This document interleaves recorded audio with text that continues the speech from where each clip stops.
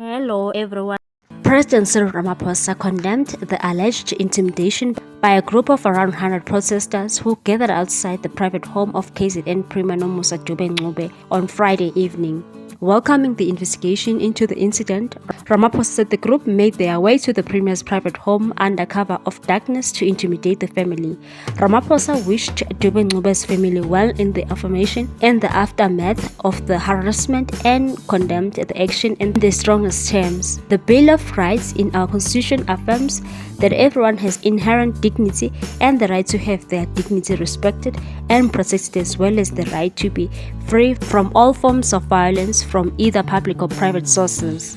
He said these rights apply to each and every citizen, including elected leadership or public officials who choose to serve our nation and their families. We must condemn and resist any and all attempts by anyone to render our society lawless and chaotic.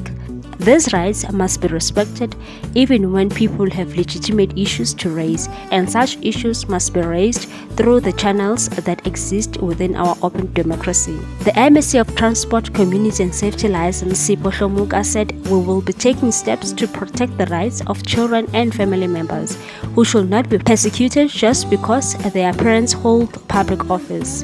Answers will be demanded on the security breach. The traumatized family members are being given psychosocial support to deal with the trauma and insults, especially those observed by children."